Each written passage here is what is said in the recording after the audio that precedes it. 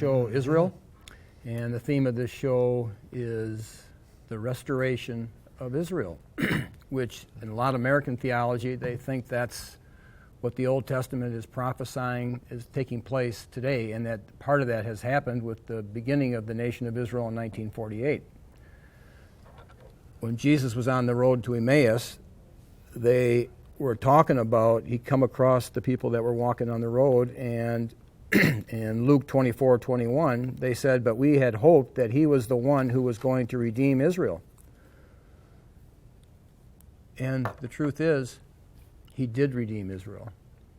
Jesus is the true Israel, and those who are believers in Christ are grafted into Christ and become the true Israel. And the restoration of Israel occurred when Jesus rose from the dead. A lot of the theology today believes that the restoration of Israel was prophesied in the Old Testament, and that has not taken place yet. It was not fulfilled in the resurrection of Christ. I believe that the position of the church throughout the centuries has always said that those promises were fulfilled when Jesus Christ rose from the dead, ascended into heaven, and sat down at the right hand of the Father. And he has all authority in heaven and on earth. We bring this up because we're going to talk about the Middle East. And there's a theology over there. There's several theologies over there that are really competing and form a basis for some of the conflict there. We've been discussing that. We're here with Dr. Jones again, and he's going over to Iran to discuss some of the issues that really bother them over there. And you would think that the issue that you're going over to talk about is not directly related to the theology that we're concerned about today. But I assume there is some correlation. And can you tell the people why the people that you know in Iran want you to come over there and participate in this conference and what the conference is? Yeah, the people in Iran are very aware of what's going on in America in general. And recently there's been all of this news about racial unrest in America, in particular places like Ferguson, Missouri, and also in Baltimore, Maryland, other places, Florida as well. And the Iranians, I think, are intrigued by it or puzzled by it. They'd like to get to the bottom of it, and so they invited a bunch of people over, a bunch of Americans over. I assume most of them are going to be black, who are going to be there to talk about the racial situation in America. Now, my feeling is that if we accept the conventional narrative as it's been handed down to us on this issue, we're never going to understand it, because the conventional narrative leaves the real narrative out of the story. And so I wanted to bring my experiences to this event, to this conference. And my experiences have largely to do with the south side of Chicago. A few years ago, I just finished a book called The Jewish Revolutionary Spirit. I thought the book was over, and then I got a call from a lady I've known for a long time on the south side of Chicago. She was a social worker. As a social worker, she was approached by a crack addict who wanted money for an abortion. The crack addict was pregnant with twins. Instead of giving her the money for the abortion, my friend adopted those two children and raised them. And now, when I get the phone call, they're both 18 years old. They're twins, and the girl is pregnant. And I thought, here we have a situation where all of this goodwill, kind of heroic sacrifice on this woman's part, and it all ends up back in the same place. This sort of the return to this ghetto pathology. And I thought, well, let's examine that pathology. And so I went up, and in the course of talking to the girl, we tried to go through the story, because I think this is what contextualizes the whole racial issue in the United States that no one wants to talk about. So as a social worker, Gloria had her own problems, and she then ended up becoming involved with another client, and this client happened to be a serial killer. Her name is Carolyn Peoples, and once again, Gloria took me to meet with Carolyn. We went to the Dwight prison in Dwight, Illinois. It's a women's prison, and I got to interview her. And once again, what I began to realize is that the real narrative is not the conventional narrative. The conventional narrative is that, white people oppressing black people. I think that's pretty much the conventional narrative. And what I began to see is that this has a long history. And not only does it have a long history, there's a history of players here that are simply not known, not acknowledged anymore. And I'm talking about the history here of the Black-Jewish alliance, which had a determinative effect on the racial issue in the United States. There's no question. Because what happened here is basically for, let's say 60 years, from the founding of the NAACP up until 1967 with the publication of Howard Cruz's book, The Crisis of the Negro Intellectual. For this 60-year period, a group of Jews tried to orchestrate a slave rebellion in the United States. The threat of a slave rebellion was hanging over the United States pretty much ever since the late 18th century, when Toussaint Louverture orchestrated a slave rebellion in Haiti. For the next 60 years, the South lived in fear that this slave rebellion was going to take place on their territory. The whites were outnumbered by blacks in those areas, by enormous numbers, outnumbered. And this was their fear, and there were certain groups in the North that deliberately played on this fear and actually tried to orchestrate one. The rebellion I'm talking about is John Brown. He was paid, there was a group, the Secret Six, behind John Brown that basically orchestrated, gave him the money, the wherewithal to bring this off. And he brought it off and it failed. But the rebellion, the idea of a slave rebellion did not fail, and it's continued. It's continued up to this day. And the history of the Black-Jewish alliance is basically the history of this slave rebellion on the United States territory. But you're not the only one saying this or looking at this. You quote Friedman. No, there's a book by Murray Friedman called What Went Wrong, the Black-Jewish Alliance, or the breakup of the Black-Jewish Alliance. Murray Friedman was the head of the American Jewish Committee in Philadelphia, and wrote a book, a kind of post-mortem on the Black-Jewish Alliance, where he tried to give his understanding of why it collapsed. But during the course of this, of course, he gave pretty much a kind of blow-by-blow description of an alliance that nobody knew existed. Because I don't think we're supposed to know that this existed. This is all supposed to be spontaneous uprising against oppression. So why would he necessarily write the book? Because it's kind of exposing because something he wanted to know the truth. I mean, even Jewish revolutionaries want to know the truth every now and then, even though sometimes they embarrass each other by telling the truth. It's just the way human nature is, So he wanted to analyze the thing. It was probably one of the big disappointments of his life, but he was basically talking about why the civil rights movement failed. Why did it fail? But other people talked about this. I'm saying that when you talk about the situation I was in, Ivory's decision to have sex. Ivory is the girl, the 18-year-old girl, and Carolyn Peoples' decision to become a serial killer, all took place within the context of this Black-Jewish alliance, this attempt to orchestrate a slave rebellion on the part among the Negroes. And Murray Friedman is pretty much agreeing with that. That he's not. Well, he says basically the Jews played a major role in everything, and there are people who agree. I mean, there are people that are not politically correct who agree with them, and it would be embarrassing for Murray Friedman to admit it, but it's true. It's true. From 1909, with the founding of the NAACP, to 1969, when the FBI shut down the Black Panthers, influential Jews and organizations as diverse as the NAACP and the Communist Party tried to turn the Negro into a revolutionary. They created a monster instead. This is precisely what Tom Watson predicted in the aftermath of the Leo Frank trial.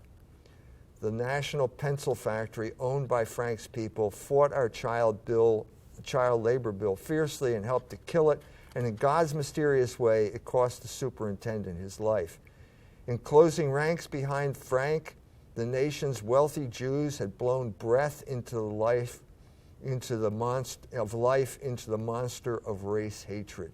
And this Frankenstein whom you created at such enormous expense will hunt you down. That was Tom Watson's verdict on the thing. What I'm trying to say here is that there are similarities now between the Black-Jewish alliance and the situation in Syria right now. In both instances, what we have are proxy warriors. The Negro was supposed to be the proxy warrior for the Jewish organizations to create revolution in the United States. The trouble with proxy warriors or irregular warfare or guerrilla warfare, however you want to describe it, when you pay someone else to do your fighting for you, is you can't ever predict what's going to happen. And invariably, what you do is you create a monster. And so what happened in Syria is that they armed these group of people. And first of all, in the Middle East, it began with the Mujahideen in Afghanistan, where we sent hundreds of millions of dollars of weapons, put them in the hands of people who were being simultaneously trained in Wahhabi Islamic theology, the most radical type of Islam out there, who then were being taught that the United States was every bit as evil as the Soviet Union they were fighting against. And so once the Soviet Union was conquered, they naturally turned on the United States, and one of the main players there was Osama bin Laden. You know, and so what it's called in military parlance is blowback. I'm saying the same thing is true of the race situation in the United States. But what's true over there is that Israel plays a big role in our relationship with Israel, plays a big role in our involvement over Absolutely, absolutely. So when we're talking about from the Mujahideen of the 1980s all the way up to this now failing campaign in Syria, you have an alliance between the United States and Israel and Saudi Arabia, funding troops and arming irregular troops to fight the battles for this coalition of people who want to destroy all of the Islamic states in that area, right, and replace them with puppet governments that will be subservient to the West. And at the core of that, our union with Israel is the Christian Zionist theology. Right, right. But what I'm saying here is that the relevance of the book that I wrote is basically, the book is called The Jewish Revolutionary Spirit. And I'm saying this is a powerful spirit that always revolves around certain liberation narratives. You know, it's obviously rooted in the Bible, the whole idea of the Hebrews in Egypt in bondage. That had a powerful effect on the Jews and the blacks who were involved in the civil rights movement, because they saw, the South as Egypt. And, let my people go. All of these narratives got imposed on there. But I think what I'm trying to say here is that they were suffused with this Jewish revolutionary spirit. And as a result, the situation got out of control. One thing to point out is Jeremiah was dealing with the prophets that were speaking against him, speaking a different message. And he says to the prophet, both of them, yet you have persuaded this nation to trust in lies. Therefore, this is what the Lord says. I am about to remove you from the face of the earth. This very year you are going to die because you have preached rebellion against the Lord. You had several prophets preaching rebellion against the Lord. That's something the Lord doesn't like. Americans don't mind it, okay? No. That's something you have to know about God, is that he doesn't like rebellion. But Americans, I don't think we don't have a distaste for it. Well, one of the things that both Americans and Iranians have in common is that the word revolution is invariably has positive associations for both of these people. The Americans had their revolution in 1776, and that's obviously considered positive, right? We created this country because of a revolution. The same thing happened in Iran in 1979. They had their revolution, except it was against us, or the puppet, the Shah that we installed in 1953. But they're positively disposed toward revolution too. So you immediately, whenever you're discussing this, you immediately enter into a semantic argument. Like, well, what do you mean by revolution? Or was the revolution of 1979, was it a true revolution or was it a counter-revolution? And my feeling is that it was a counter-revolution, that the real revolution in Iran took place in 53, when the CIA overthrew Mossadegh and installed the Shah as America's puppet there. Because that's when all of this corrupting influence came into Iran. You know, the subversion of traditional culture, the subversion of morals, the isolation of religion from influencing society. That all happened in 53. And it got reversed in 79, so I would say that 79 is a counter-revolution. But, I mean, just to give you back to Murray Friedman, he says, talking about the civil rights movement, he said, eventually virtually every segment of the Jewish community enlisted in the civil rights struggle. Nothing would be the same again in the South, but a true revolution was underway. I think he's right. I think that was a revolution. It was a true revolution because what you're doing is trying to break the people away from some type of traditional understanding of culture and replacing it with these Jewish values, Jewish revolutionary values. So it was a true revolution. You can say that it was, some people would say it was justified because of the segregation laws in the South and so on and so forth, but it was a revolution, which is not how it was being portrayed at the time. They would all want to portray it as a counter-revolution to more align themselves with natural law or whatever, right? They want to align themselves with what should be. Well, yeah, and they are the arbiters of what should be. Yeah. Because they control the media and so on and so forth. You know what I mean? So, in a sense, this whole thing is what it is. They got their liberation in 1964. You know, the Civil Rights Act passed. But that didn't end this whole thing. And so what the crucial thing from our point of view is in 1966 when Martin Luther King shows up in Chicago. Well, what's the story about Chicago? It's not the South. It's the North. There are no, segregated water fountains in Chicago. And so Martin Luther King shows up and nobody really understands what he's doing. He was there to put an end to what he called segregated housing in Chicago, but the term had no meaning in Chicago. Chicago was a typical northern city in that it was divided up into ethnic neighborhoods, which means that these neighborhoods were little colonies from Europe or wherever the immigrants came from, and the only people who lived there were Germans or Irish or Polish people or Chinese. And so we have this vocabulary of like Chinatown. And in Chicago, they're embarrassed by the fact that there was a place called Jewtown in Chicago, and in Philadelphia you have Germantown, and in Detroit you have Corktown, which is where the Irish came from, and so on and so forth. This was the rule of life in American cities at this time. Everybody accepted it. Nobody thought it was bad. When they had riots in the 1920s, it was because Germans were trying to move into a Czech neighborhood, like Cicero was Czech. And the Germans and the Czechs did not get along, and so Germans were not welcome, and so there was a riot when the Germans tried to move into Cicero. All this got polarized in a different way after World War II, when the American government, the United States government, got behind what they called integration, which was basically a form of social engineering. With Louis Wirth. Louis Wirth, the professor from the University of Chicago, was in charge of it. Chicago, so what you had in effect was people saying, suddenly let's say the Italians or the Poles they weren't Italians or Poles anymore, they were white. And once you say you're white, well then you're not allowed, it's sinister for you to say that I don't want non-white people living in my neighborhood, because this is racism and so on and so forth. It's really got nothing to do with racism. It's basically, does my neighborhood belong to the people who live in the neighborhood?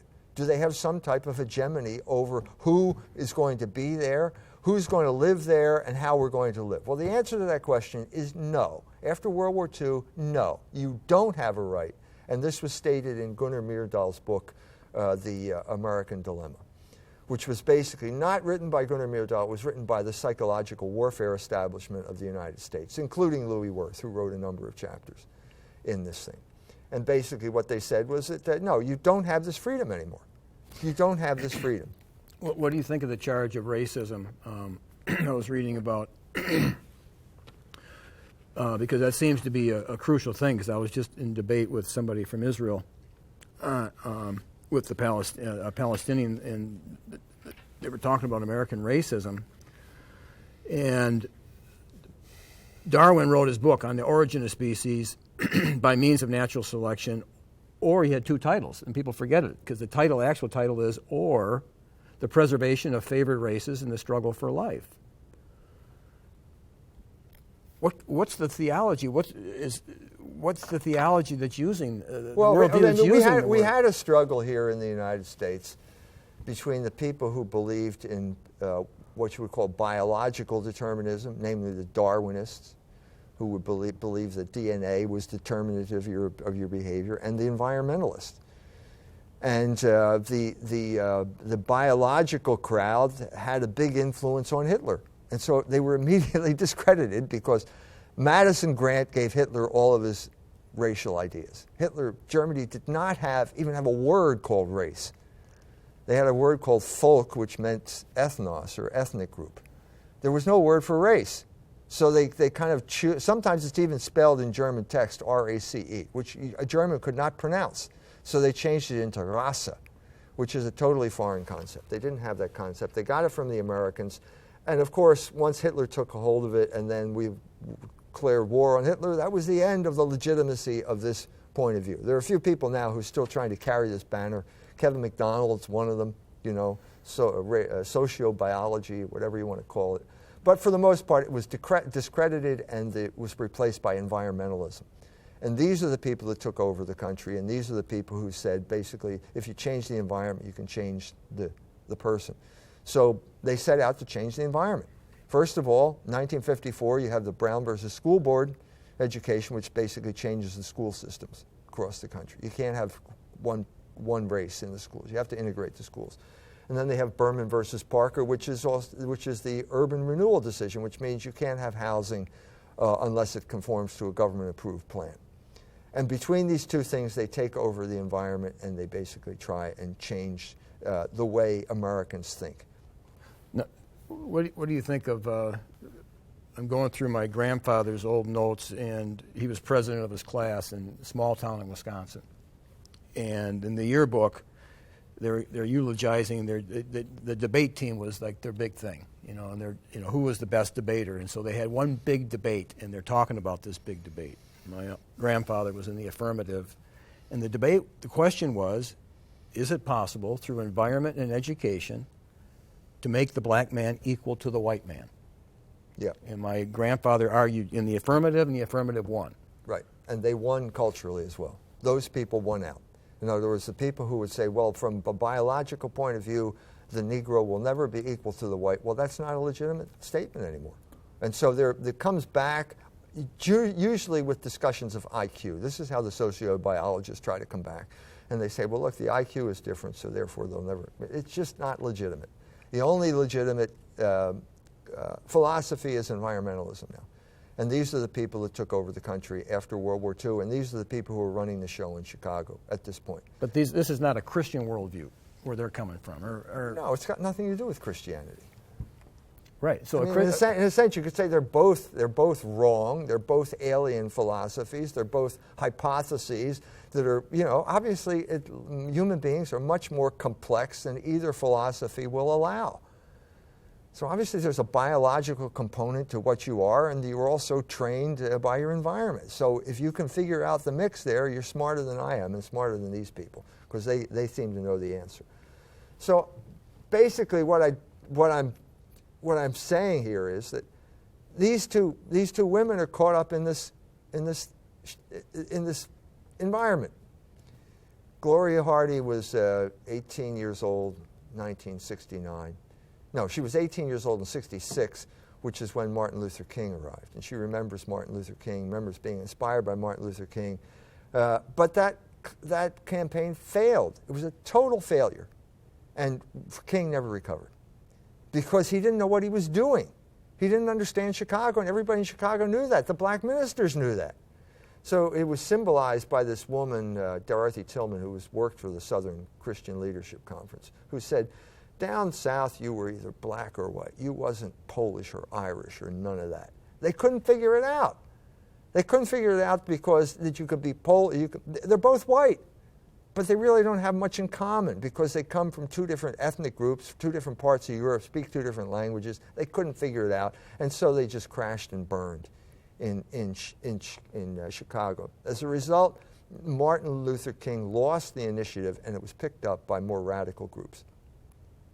One of them was Stokely Carmichael, who used to work for King, and then he set up his own group, the SN SNCC it was called.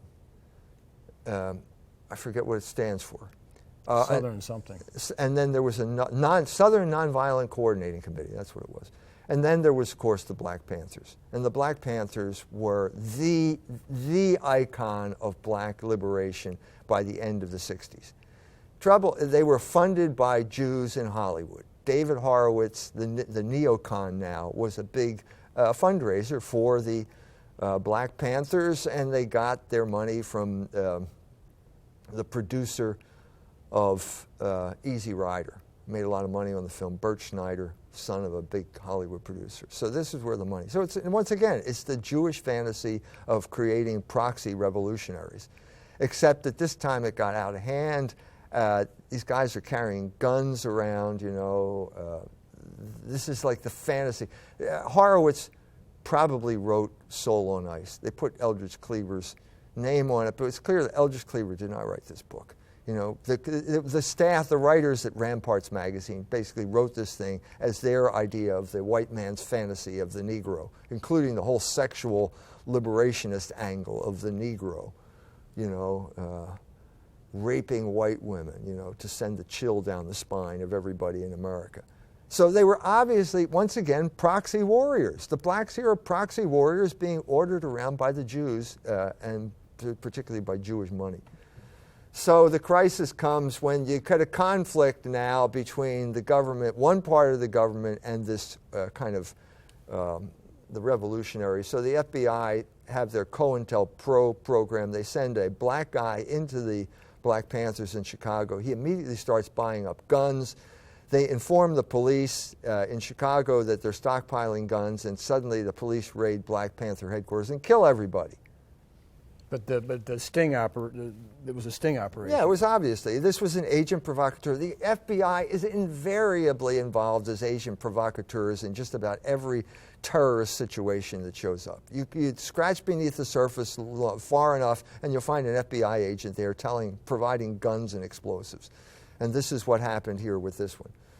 So this is Gloria. Gloria is now scared to death and doesn't know what to do, and so she stops. There is no Black Panther Party anymore, so she now, what you realize is they created a different paradigm. And so we have Gordon Parks now, the black photographer for Life magazine, suddenly gets called to Hollywood, and he's going to do a movie now, and it's called Shaft. And Shaft is basically what we now call blaxploitation, a blaxploitation film, which is to give the Negro a new role model. But they really had faith that these movies could give them the new role model. Oh yeah, they knew how powerful movies were. I mean, we're talking about the CIA involvement here, okay? Because Gordon Parks was working for Time Life, and his controller at Time Life was C.D. Jackson, who was a CIA operative. There's no question about it. We all know this. Dave Wemhoff's book talks about C.D. Jackson and the role he played as the CIA's liaison with Time Life. He was the one that was paying Gordon Parks to go photograph the Nation of Islam and the Black Panthers. He was probably the sort. It cost Gordon Parks $10,000 to interview Eldridge Cleaver in Algeria. I guarantee you he didn't take that $10,000 out of his own pocket. He got it from C.D. Jackson, who got it from the CIA.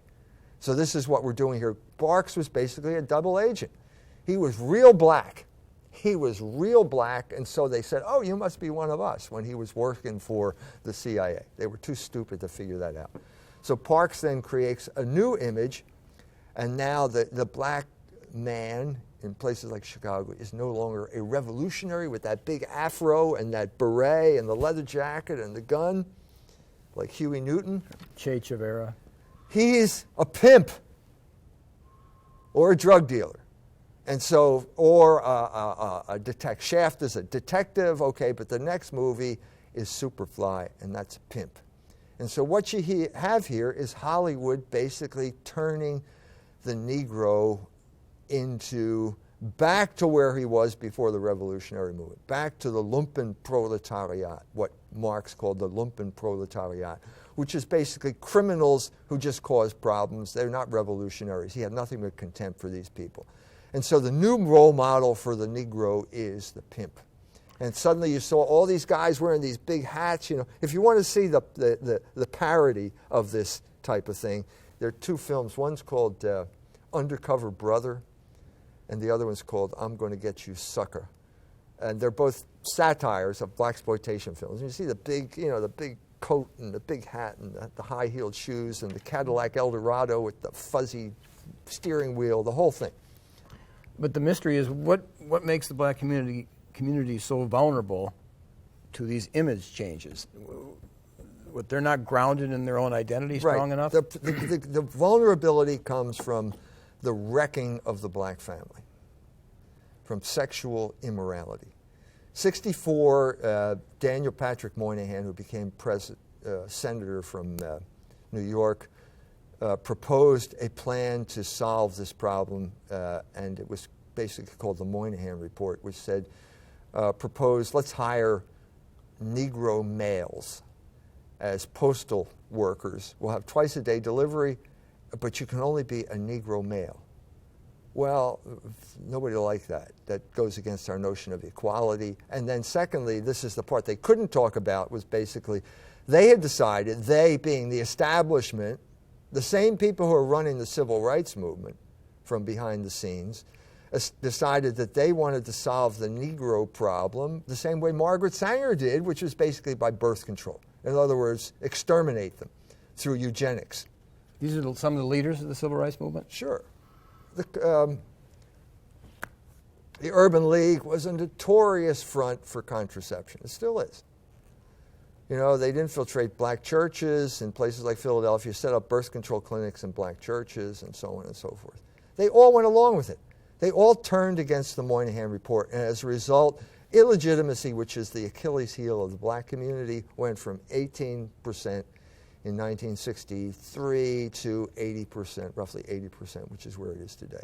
So this creates a huge vulnerability here for these people, because you've got no one, the children are not being raised in intact families.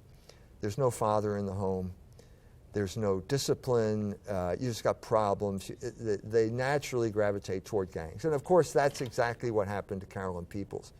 Carolyn Peoples was born in 1977. She's like the classic product of the ghetto. Her parents were migrants up from the South. As soon as the man gets up north, he's no longer held under the thumb of the segregationist regime. He goes crazy. You know, the freedom was freedom. It destroys him. You know, he's out in bars. He's whoring around.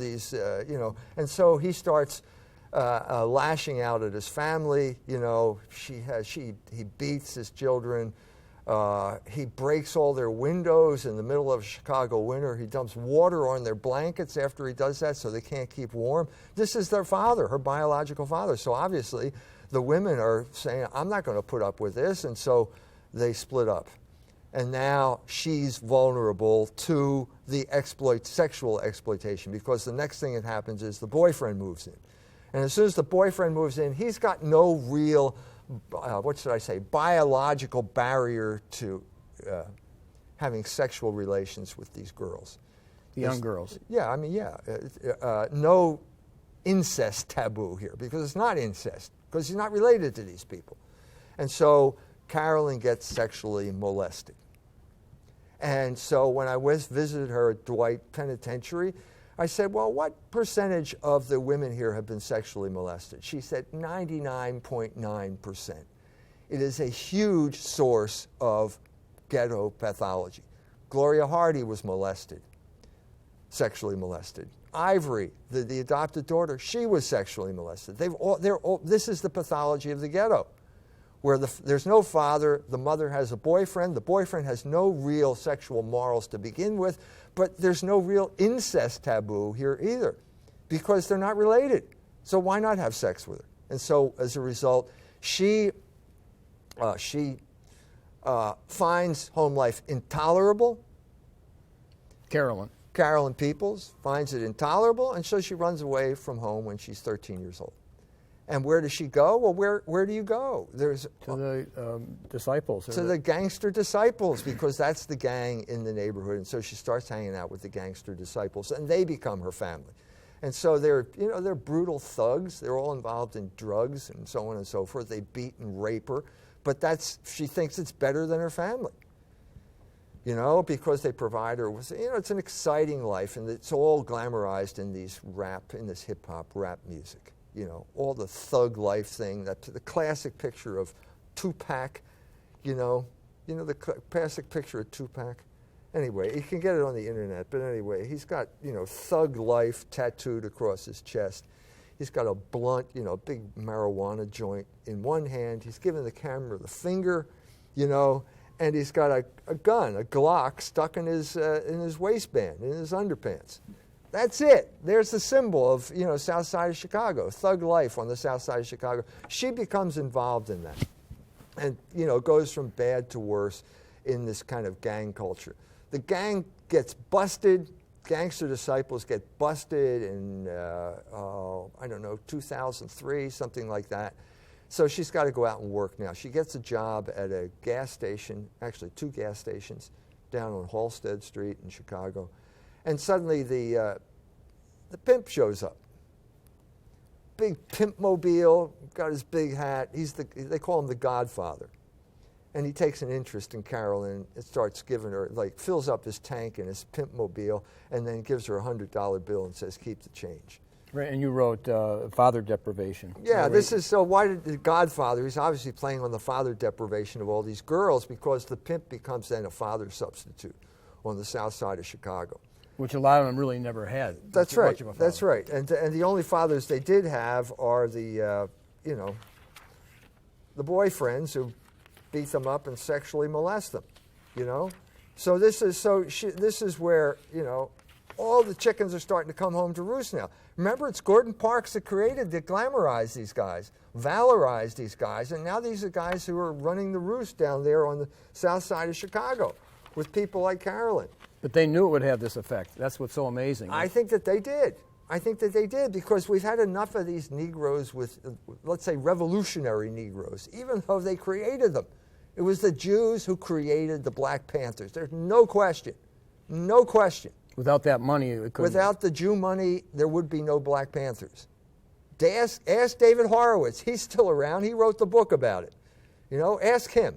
He's a legit figure. He's a neocon. He's a flaming supporter of Israel right now. You know what I mean? But back then, he was a Jewish revolutionary, and he created the Black Panthers. Which he renounces now, right? Yeah, now he's a conservative. Now he's a neoconservative, But, so he's just a different type of revolutionary now. So, so the Godfather finally proposes the question to Carolyn, would you like to be a prostitute? And she said, well, I'd probably steal all your money. Right. And he says, well, whoring's not for everybody. So at this point, she's living with a guy. She has an abortion for the first time in her life. And she says, this really messed me up. That's not the word she used, but that's what she's saying. And in a sense, this is the beginning of Carolyn, the serial killer. Because if you can kill your child, why not kill some John who's exploiting you? Why not? Right. What's the difference? How many women escape that searing of their conscience that have abortions? Not too many, do they? No one escapes the conscience, the problems with conscience. Now, not everyone lives on the South Side of Chicago, everyone who has an abortion. And so this is the way abortion functions in this culture. It's devastating, because if there's one thing that the black women do right, is they do have children. They're not raising them properly, but they do have children. And as Scripture says, women will be saved by having children. Mm-hmm. And this was her only contact with reality. So it's hard for us to imagine, but so she had to get involved in prostitution at a certain point. She didn't have to, but she did. And so she'd go to the Skybox, where you have to pay to dance. You don't earn money there. You have to pay to be there. And then you take the John into whatever the room is, and then you get him to engage in sexual activity, and then he pays you, and that's where you earn the money. So she come back from the skybox earning some money. She comes back, and then she takes care of her kids. The kids are her only contact with reality. And they were conceived out of rape. 2 of them were conceived out of rape. None of them were conceived in any regular fashion, but yet this is what held her to reality. So at a certain point, the loathing just becomes worse and worse and worse. Working in those strip clubs. Working in the strip clubs. You have to demean yourself, okay, to earn the money. And she's sick of demeaning herself, and she's got to get drunk in order to do it, and so on and so forth. So at a certain point, she bumps into her second cousin. Angela. Her second cousin is now she's a nurse, and she's taking care of some guy. And they come up with a new business plan. Basically, Carolyn's been inviting these Johns back to the motel, and they give her the money, okay? And at a certain point, she realizes, well, why don't I just take the wallet? And so she shows up with a gun, she robs the guy, and then takes his entire wallet, you know? And they're too ashamed to say anything. They never go to the police, so it works out well. You know? Even though she met one guy, or he didn't recognize him. She said, yeah, because he was wearing a wig when she was on the host rolls, and now she's not wearing the wig, and he didn't even recognize her. So he probably couldn't identify her in the lineup, even. So it's a great business plan, but nothing stays the same, and so she meets her second cousin, and her second cousin is now a nurse taking care of this guy, and he's got money. So they go to the next phase. She shows up and she starts, dancing. They were just talking, and she was. They were talking. Apparently, they had a plan. They got a plan. Carolyn was too slow. She's, so they're looking at each other. They know what the plan is, and basically. Carolyn goes up behind the guy. No, Carolyn was talking to her, and then Angela got frustrated that she wasn't. She wasn't doing what she was supposed to do. She said, "Bitch, what you waiting on? What you waiting on? Bitch, what you waiting on?" And at that point, Carolyn, she went up and got Carolyn's .32, and she shot the guy in the back of the head. Well, he was just talking to Carolyn, so he had no suspicion. He's distracted. He trusted her, And at this point, the guy's dead, and they get $8,000. And Carolyn didn't feel any remorse. She told me. She said, "I felt good about killing these men. They got what they deserved. I felt powerful. Ain't no nigga ever going to give me no shit. Ain't going to take no shit from no nigga. I felt good. I was emotionally disinvolved. Everything in my life had led up to this point. My time had come. Things were getting better." Carolyn claims that her relations with her children also improved after each murder.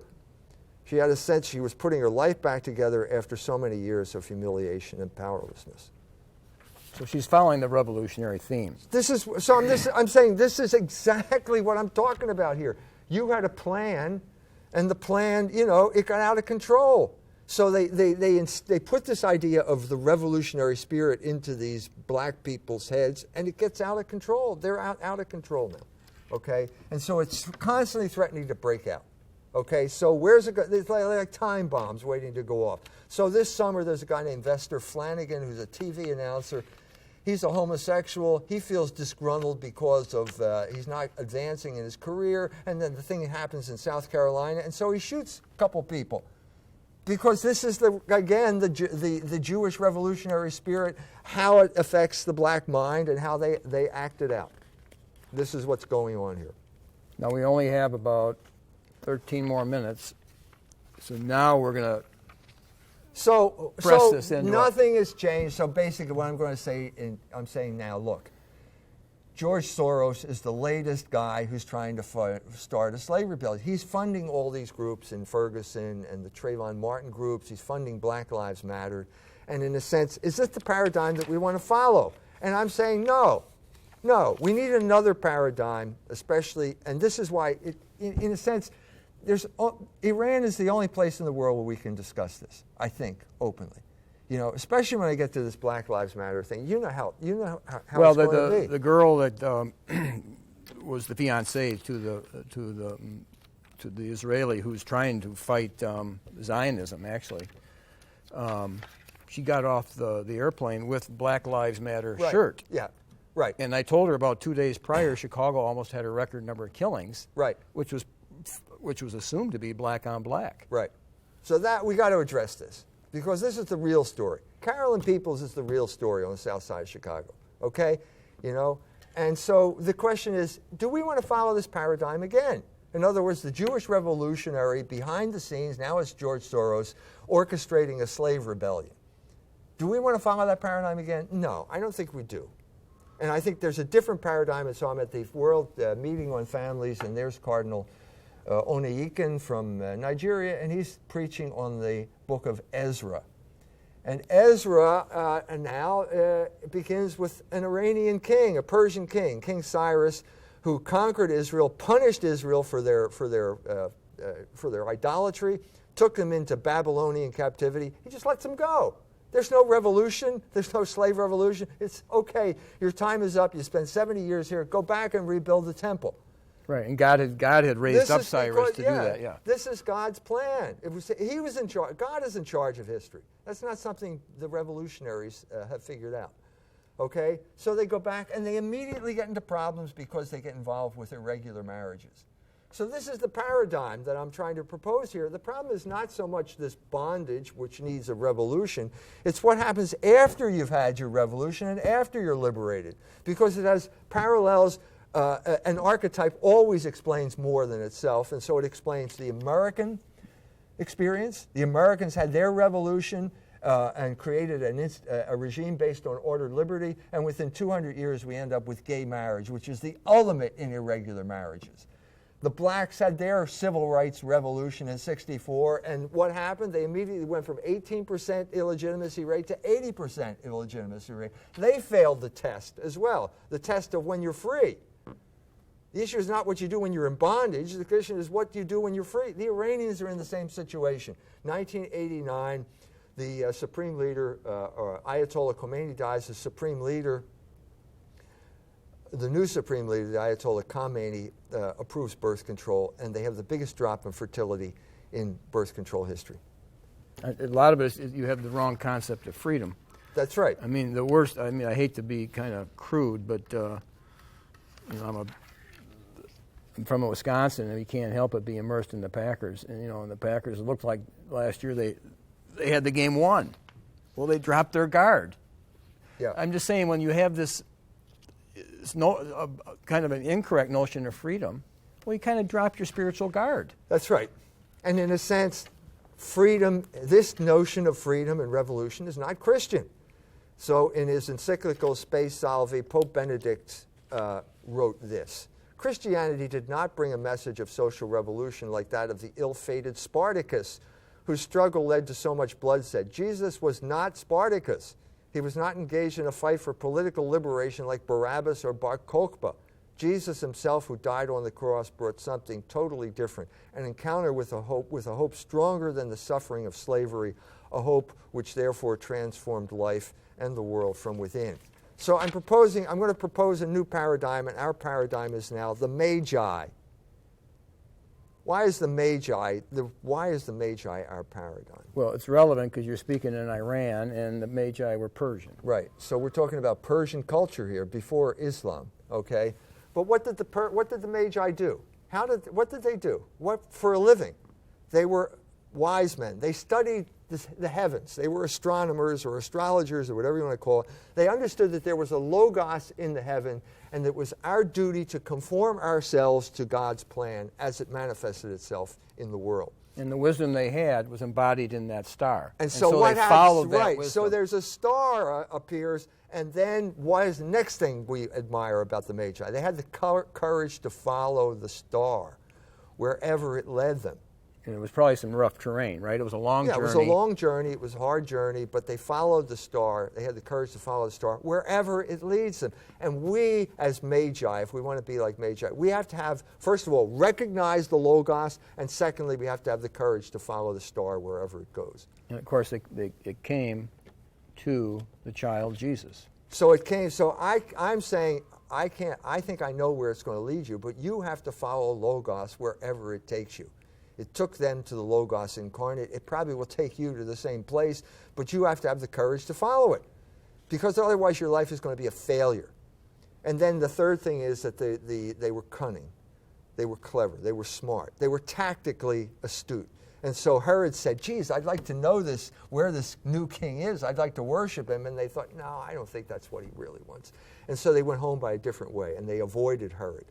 And so Herod is obviously involved in the slaughter of the innocents. They didn't want to be implicated in the slaughter of the innocents, and so they went home by a different way. And I think that's what we're called to do. Wise as a serpent, innocent as a dove. That's right. I think that's exactly it. Because that's the situation that we're in right now. And that's, I think, the paradigm that we have to follow, the new paradigm. We're sick of these Jewish revolutionaries. Look at the mess they've made of this world. Just when we thought we got over communism, now they lead us into this mess. The neoconservative Jewish revolutionaries now lead us to this mess in the Middle East right now. That nobody can figure out to get out of it. Apparently the Russians are going to have to save us now from this mess. But ultimately, it's not just the Jewish tribe, the Jewish revolutionaries.